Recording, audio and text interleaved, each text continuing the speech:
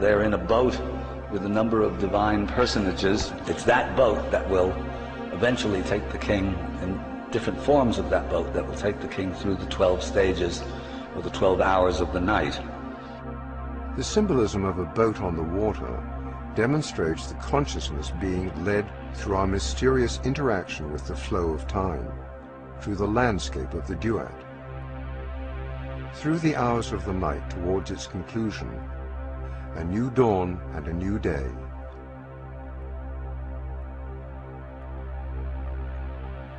Here, the constant flow of time is symbolized as a river, which gently, inexorably leads the inhabitants of the boat through the stages of transformation.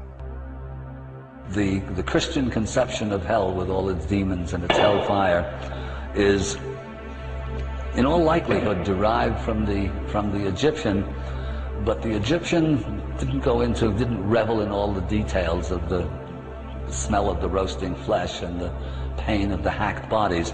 Rather, they were expressing, basically what the Egyptians were doing was declaring that the souls of those who hadn't done their inner work, or who obstructed those who were trying to do their inner work, ended up in oblivion. In other words, their names, their identities were obliterated. They weren't consigned to the roasting flames of hell forever, but rather non-existence was considered punishment enough. In the fourth hour, the actual coffin is shown descending into the earth, a schematic that actually represents the tombs themselves. See the coffin in red, the larval forms in front of it, and the coffin is actually going to its final resting place. In the fifth hour, the coffin over here has come to its final rest in the bowels of the earth. This is the birth of the new sun god in the depths of the earth. The life force bursting from the egg forces the earth above into a bulge. At the nadir of the descent of the solar principle, life bursts from its egg with the potential of rejoining the solar source. The winged serpents no doubt are meant to symbolize this potentiality in one form or another. The egg of Sokar represents the final, the most inanimate state of matter. It's the bowels of the earth. But in the egg itself is spirit, the hawk-headed Sokar, holding apart, again, with the winged spirit and this mysterious triple-headed serpent with the deity at the other end. But the power of immanent life within it. In other words, this represents the power of life to reascend and become spirit. Actually forces a bulge in the earth above it. Still in the register above that, there's a mound of earth on either side, two birds representing Isis and Nephthys, and a scarab underneath, buried in the earth, pulling the tow rope that's attached to the solar bark forward and upward. And the sign all the way up above is the little one, the little sign way up here represents heaven. In other words, the power of the entire enterprise is pulling the boat, is pulling the boat heavenward. It's from its resting place up eventually through its stages of transformation to the heavens. This is the culminant moment of a life well lived. The consciousness rooted in heaven, using the fulcrum of a higher dimension, pulls the lower register to the upper, a bridge, a ladder to the realm of the netta. It is here that we have successfully transmuted physical matter to divine, the summation and consequence of our inner work.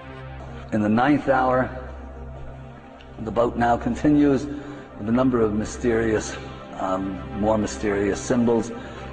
Khepri, the scarab beetle on the top, is now rolling its egg forward. Its eggs, of course, with its own future enshrined within.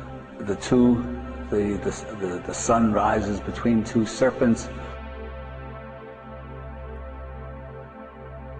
On the archetypal register, we see a symbolic depiction of the higher processes at work.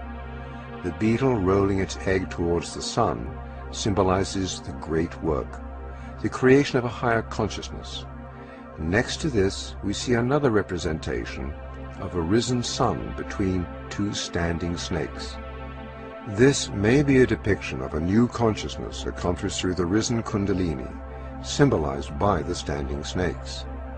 The snakes are crossed, perhaps indicating a harmonious interworking between the hemispheres. The crowns on the twins symbolize the solar and lunar principles, which creates another strong symbolic link with the functions and attributes of the left and right brains. If this weren't enough, a further clue reveals itself hidden in the geometry and negative space of the grouping. When compared to an overlay of the human skull, its full meaning becomes more apparent. The risen sun of the higher consciousness appears at the site of the third eye. Precisely the point at which the Egyptians depicted the risen Kundalini cobra in their various statuary and sculpture. The twins each have a hand raised to their heads. They appear to be thinking or drawing attention to the head, further indication of the cerebral nature of the hieroglyph. To the right of that is what seems like a depiction of balance, perhaps indicative of the stability achieved through harmony and balance of the poles of consciousness.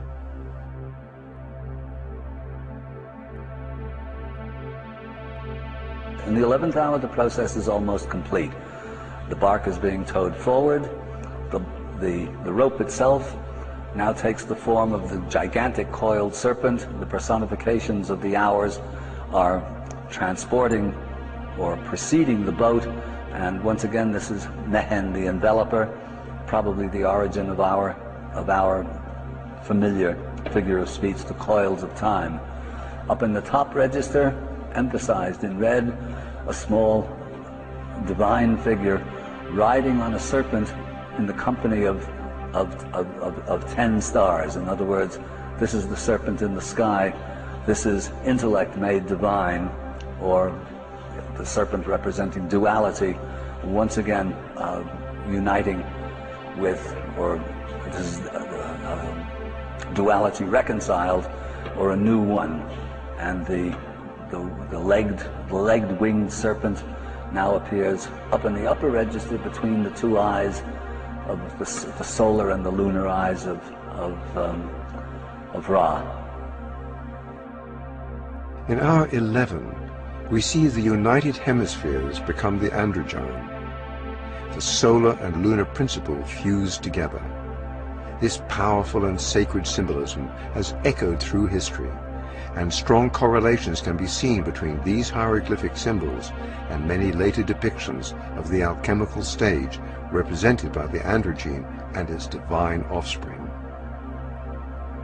This inspiring moment seems to indicate a mastery over the coils of time, perhaps indicative of a timeless period in which the higher consciousness of the deceased can reside with the gods. In the 12th hour, the process is complete. The bark, now with a scarab beetle in the front, is being towed through the backbone of this enormous serpent, which Vala Lubitsch thought was a parallel to the Kundalini energy of the Hindus, in which lies coiled at the base of the spine. Any real technology for navigation through the wheels of the afterlife might also include a gate for a return to physical incarnation. The cycle returns to where it began. And here, this is a parallel expression of the bark of transformation passing through or releasing the Kundalini energy, and this results in a new sun in the scarab beetle pushing associated with the head of the dead king, it's associated with the new sun, pushing its way through the earth into immortality, actually. In other words, it's another expression of the pyramid text, Ba and Ka unite, become a star, join the company of Ra, and sail with him across the sky in his boat of millions of years. It's a similar parallel. This is the same teaching expressed in New Kingdom terminology in this extraordinarily complex text.